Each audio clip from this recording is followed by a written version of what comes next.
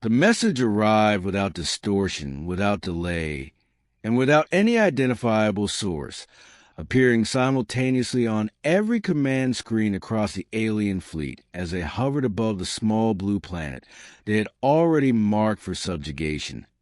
And though their translation systems processed it instantly, the simplicity of the words unsettled more than any complex encryption ever could, because it did not sound like a threat. It did not sound like fear. It simply said, "Leave now, or you will." Not leave at all. And for a brief moment, a silence spread across the command decks as officers exchanged uncertain glances, not out of fear but confusion, because no species had ever spoken them like that before, not with such calm certainty, not with such quiet finality. And then the silence broke with laughter, low at first and then rising into confident amusement, because this was humanity, a species barely unified, technologically inferior by every measurable standard, a civilization that had only recently begun to step beyond its own star system. And yet here they were, issuing warnings to an empire that consumed hundreds of worlds without resistance. It was almost insulting, and the fleet commander leaned forward, studying the planet below, its cloud patterns, its oceans, its fragile satellites orbiting like thin strands of glass. And he spoke with a dismissive tone that carried across every ship in the armada, saying they still believe words can stop what is already decided. And the officers responded with agreement, their confidence unshaken, their sensors already mapping out population centers, infrastructure nodes, and strategic targets, because this was routine, this was predictable, this was how it always began, a weaker species posturing, hoping for mercy, offering empty threats, and then collapsing when reality arrived. And yet something about the message lingered, not in their minds, but in their systems, a faint echo that no one could quite identify, as if it had not been transmitted, but simply appeared, bypassing every known method of communication. And one of the younger analysts hesitated before speaking, noting that no origin point could be traced, no signal pathway detected. And for a fraction of a second, the command deck grew quiet again, but the commander waved it off, dismissing it as primitive trickery, a last attempt to appear more advanced than they truly were, and ordered the fleet to proceed with standard operation, begin orbital lockdown, disable external communications, and prepare for atmospheric insertion. And as the command spread, thousands of ships shifted into formation with mechanical precision, their engines humming with controlled power, their weapon systems charging in synchronized readiness. And below them, Earth remained still, no sudden deployments, no visible defenses, no signs of panic, just silence. And that silence was noted briefly by a few among the fleet because it did not match the historical patterns they had cataloged. There were no emergency broadcasts flooding the spectrum, no chaotic attempt at evacuation, no desperate signals begging for negotiation. Just the same quiet as before, as if the planet had already accepted something the invaders had not yet understood. And deep within one of the command vessels, a systems officer frowned as a minor anomaly flickered across his console, a brief desynchronization in sensor data that corrected itself almost instantly, too small to report, too insignificant to matter. And he ignored it, just as another officer ignored a momentary delay in targeting calibration, and another dismissed a fractional fluctuation in energy distribution. Each event isolated, each one trivial, each one beneath the threshold of concern, because nothing was failing, nothing was breaking, everything was functioning within acceptable parameters, and yet the pattern had already begun, invisible not because it was hidden, but because it was too subtle to trigger alarm.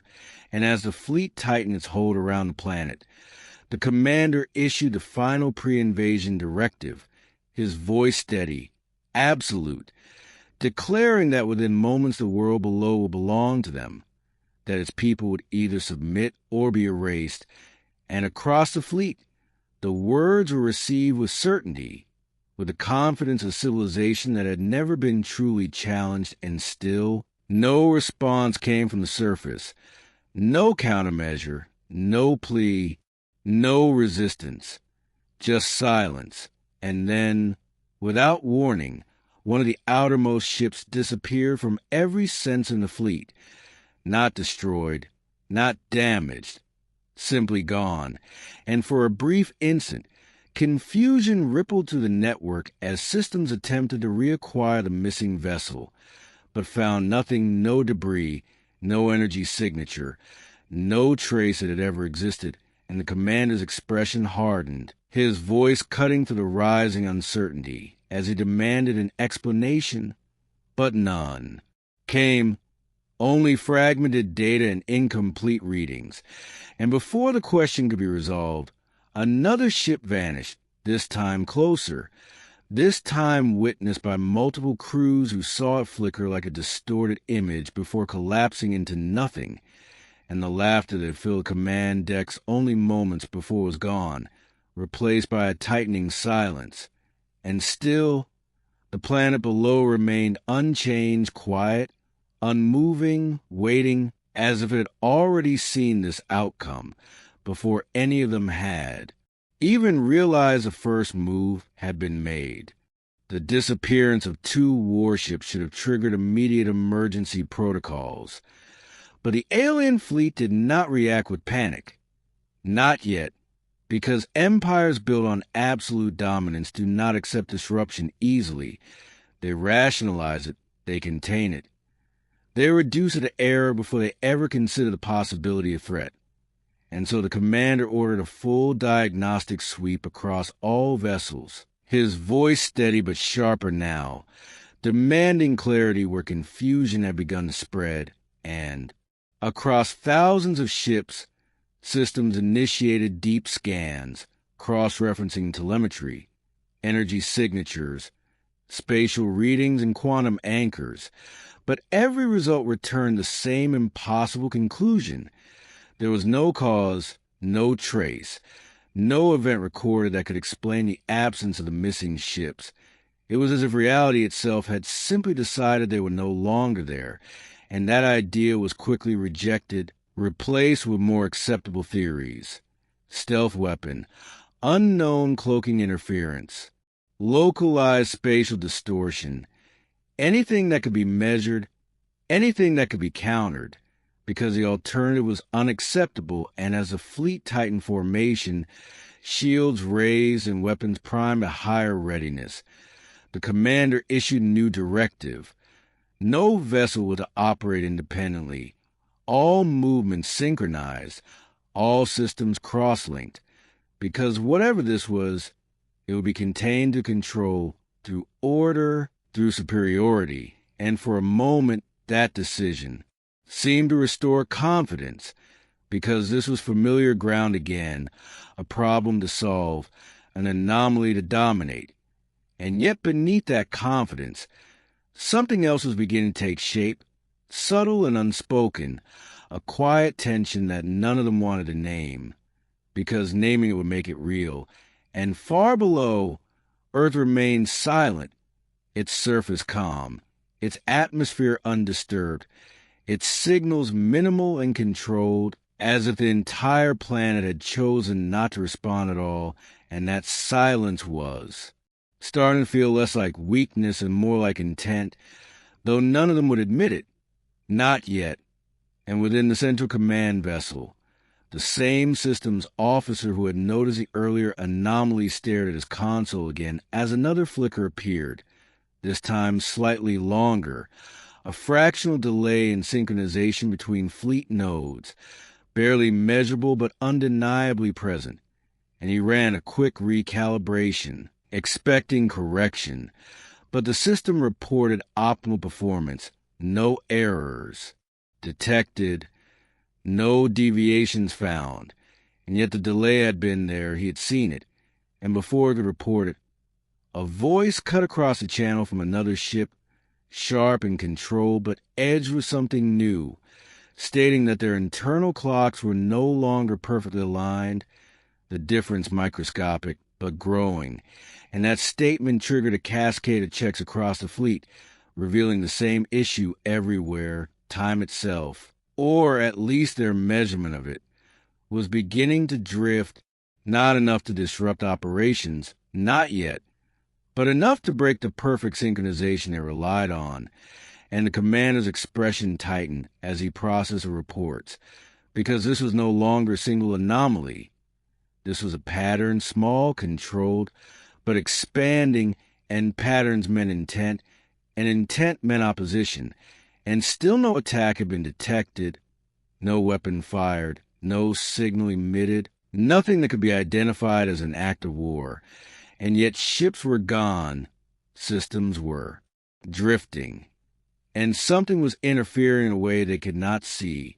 And for the first time since entering orbit, the commander looked at the planet below not as a target, but as a variable, something unknown, something unaccounted for, and he opened a direct channel to the surface, broadcasting a message, not a threat, but demand, asking for explanation, for identification of whatever mechanism was being used, because this was no longer routine.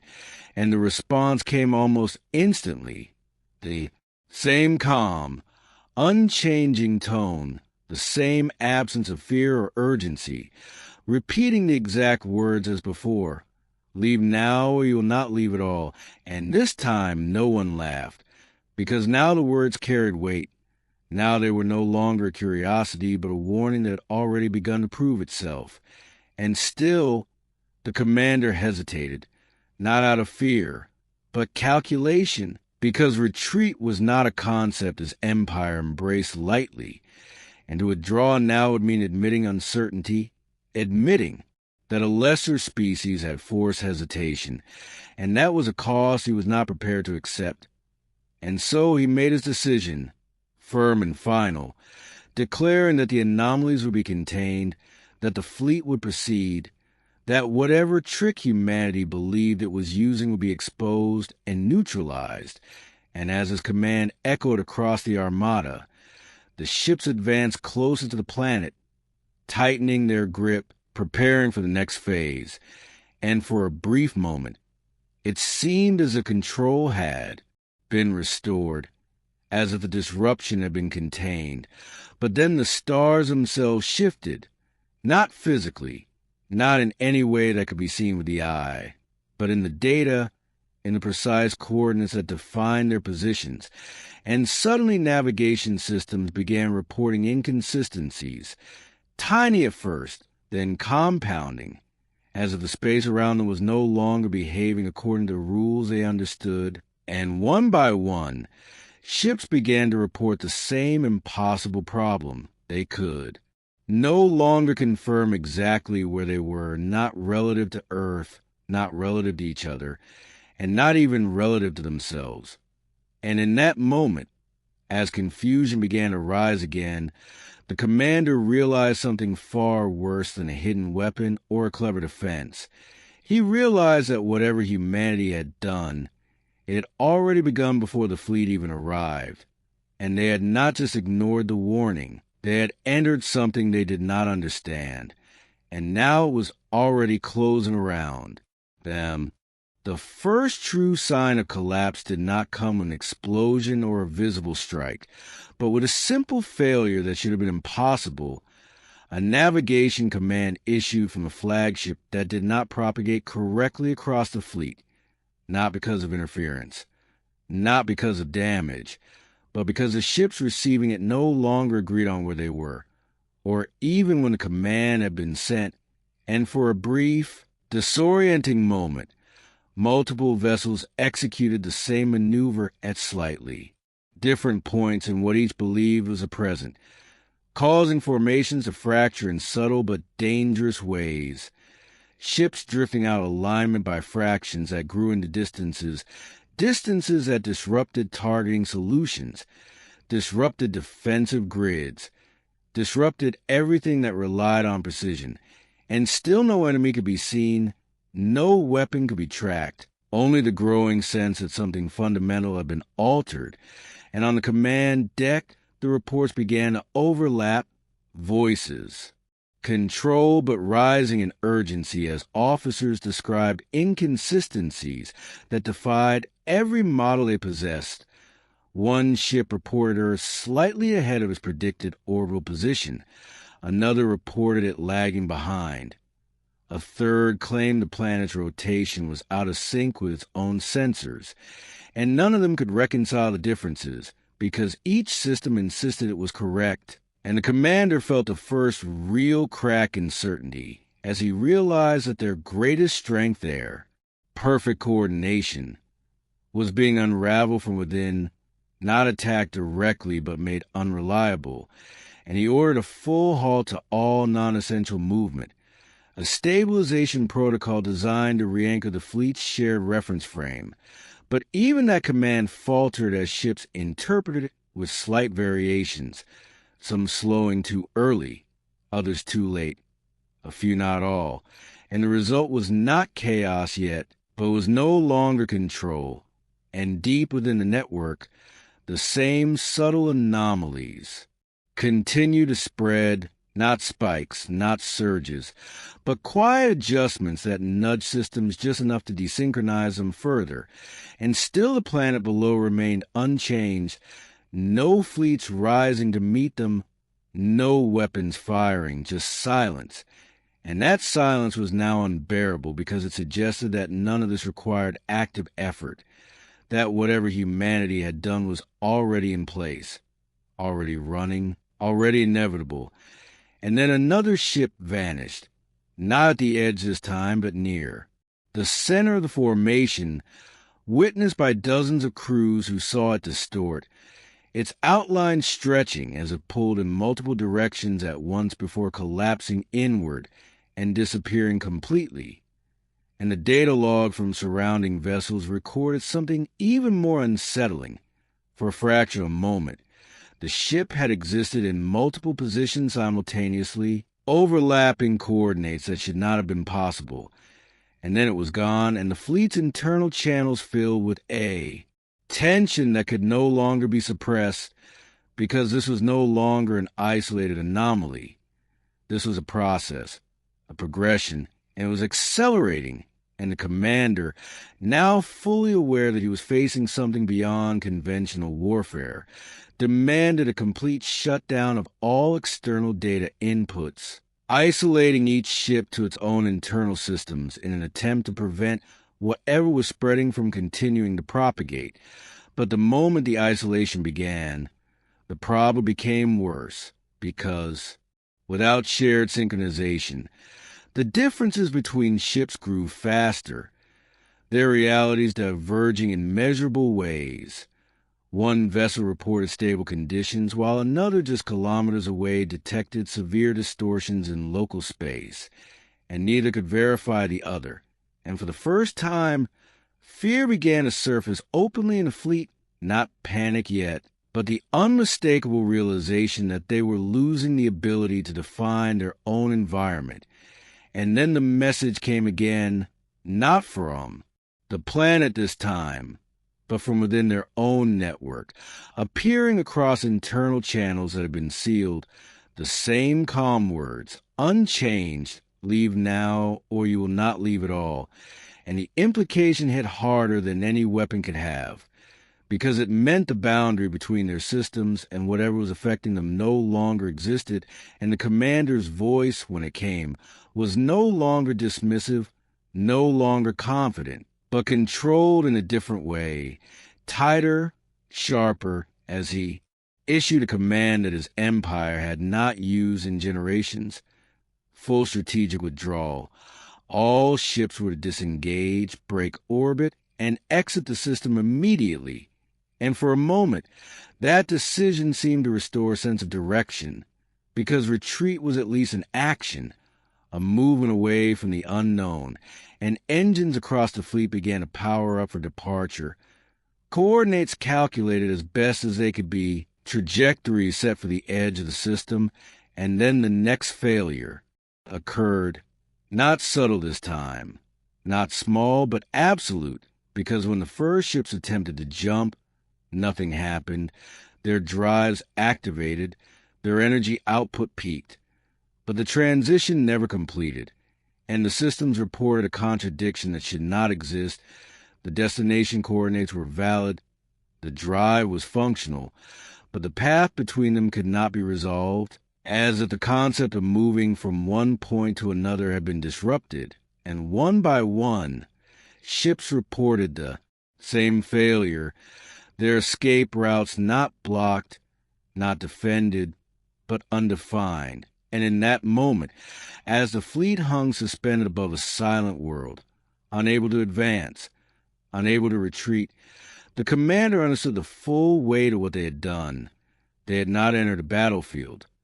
They had entered a system where the rules they depended on no longer applied, and far below, unseen and unmoving, humanity waited, not reacting, not attacking, simply allowing the process to continue, because the warning had never been a threat.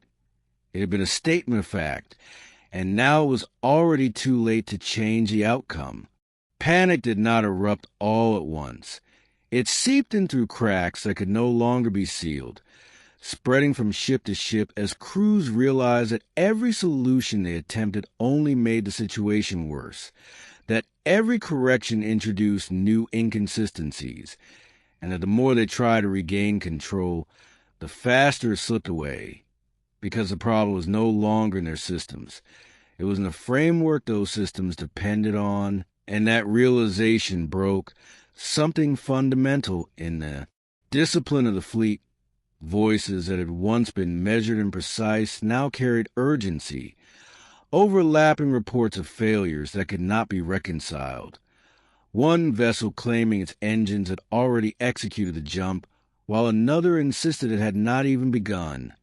Timestamps no longer aligning, cause and effect losing their order, and the commander, standing at the center of it all, felt the weight of an empire's certainty collapsing into doubt, because this was not resistance in any form he had ever studied. It was not force meeting force. It was a quiet removal of the rules that made force possible, and as he attempted to reassert control, issuing tighter commands, demanding stricter synchronization, the response from the fleet came fragmented, delayed, sometimes arriving before he had finished speaking. And that was when the disappearances accelerated, not one at a time, but in clusters, entire sections of the formation flickering and vanishing, leaving behind gaps that sensors could not agree even existed. Some ships detecting empty space, others detecting phantom signals where vessels should have been, and still others detecting nothing at all, as if reality itself was splitting into incompatible versions across the fleet. And in one of the remaining command vessels, an officer stared at a live feed of a neighboring ship as it began to distort, its structure bending in ways that should have torn it apart, but instead stretched it across multiple positions. And for a moment, it seemed to exist in every direction at once before collapsing inward and disappearing without residue, without energy release, without any trace that could be measured. And the officer tried to speak, to report what he'd seen, but his voice transmission arrived out of sequence, fragments of his words echoing across channels before he'd even finished forming them. And the breakdown spread further, internal systems beginning to contradict themselves, displays showing multiple, conflicting readings simultaneously, each one internally consistent but incompatible with the others. And in that chaos, a new realization began to form, one that no one wanted to accept but could no longer ignore. This was not targeting their ships. This was targeting their understanding, their ability to define position, sequence, and connection, the very concepts that allowed them to function as a coordinated force. And without those, their technology, their strategy their entire advantage became meaningless. And Commander, now fully aware that he was no longer fighting an enemy to confront, made a final attempt to salvage what remained, ordering all ships to shut down non-essential systems, to reduce activity to the bare minimum, to wait, to observe, to stop feeding whatever process was consuming them. And for a brief moment, the fleet grew quieter, engines powering down, weapons going dark, movement ceasing, and in that stillness, the rate of anomaly seemed to slow, just enough to suggest that the decision had some effect, just enough to offer a fragile hope that they could endure long enough to escape. And then the message came again, not repeated, not identical, but expanded, its tone unchanged, calm, certain, but now carrying something deeper, something final. You're told to leave, you chose to stay, and the implication was unmistakable. This was not a defense reacting to invasion. This was a system executing a predetermined outcome, and the commander, hearing those words, understood that they had never been in control of the situation, not from the moment they entered orbit, perhaps not even before that. And as he looked at the remaining ships, their numbers already reduced, their coordination shattered, their options gone, he felt something his kind had not experienced in generations, not feared defeat, but the realization that defeat had already happened. They were simply witnessing the process unfold, and one by one, the remaining vessels began to fail in new ways, some losing cohesion and dispersing into untraceable fragments, others freezing in place as their systems locked into contradictory states, and a few simply fading from existence as if they had never been part of the fleet at all. And through it all, the planet below remained unchanged, silent, untouched, as if nothing of significance was happening at all. Because for humanity, nothing was happening. They were not fighting, they were not reacting, they had already acted, long before the fleet had arrived, and now the consequences were playing out exactly as intended. And in the final moments before the commander's own ship began to distort, its structure pulling apart across incompatible coordinates, he transmitted one last message, not to his fleet, not to his empire, but to the world below, a question stripped of arrogance, stripped of certainty, asking what they had done. And the answer came instantly, as calm as the first warning we made. Sure, you could not exist where you chose to attack, and then the flagship itself began to unravel, its presence splitting, stretching, and finally disappearing into nothing, leaving behind a silence so complete that it erased even the memory of sound. And where an empire's armada had once filled the sky, there was now only empty space, undisturbed, as if they had never been there at all. The silence that followed was not relief, not victory in any traditional sense, but completion, the final step of a process that had begun long before the first alien ship entered orbit. And across Earth there were no celebrations, no broadcasts announcing triumph, no visible reaction at all, because for humanity this had never been a battle to witness. It had been a calculation executed exactly as designed, and deep beneath the surface, far from any sky that had briefly held an invading fleet, the systems that had carried out that calculation began to power down in perfect sequence, their task finished, their purpose fulfilled, leaving behind no trace that could be detected from above or beyond.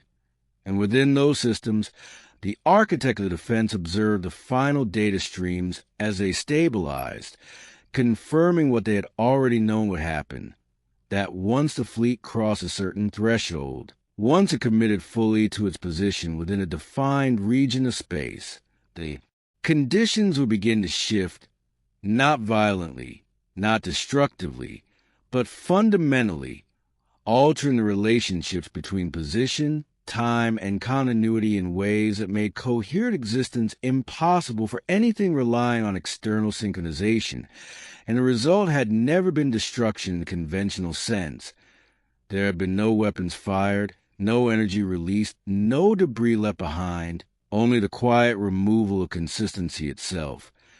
And as the last readings settled into stable baselines, one of the observers spoke softly, more as confirmation than question, noting that no residual anomalies remained, that the region had returned to normal parameters, and another responded just as calmly, stating that it always does, because the system was never meant to persist, only to resolve, and above them, the planet continued as it always had, its people unaware of how close anything had come, its surface unchanged, its orbit undisturbed, because the design had ensured that no part of the event would interfere with the world it protected, and far beyond Earth, at the outer edges of the system, fragments of the alien fleet that had attempted to retreat too late simply ceased to be, their final transitions incomplete, their escape paths undefined.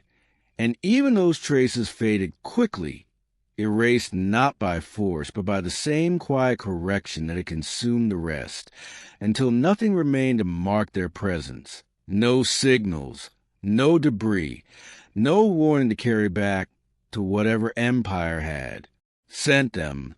And that absence was not an oversight. It was intentional, because the message had already been delivered, and any civilization capable of understanding what had happened would not need physical evidence to recognize the implication.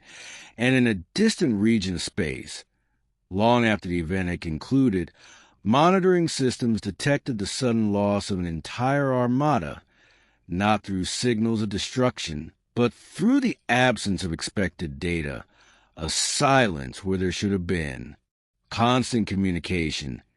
And within that empire, confusion began to spread, then concern, and finally something far more unfamiliar, hesitation, because fleets did not simply vanish, not without trace, not without cause, and yet there was nothing to analyze, nothing to study, only a boundary of uncertainty that could not be crossed without risking the same outcome.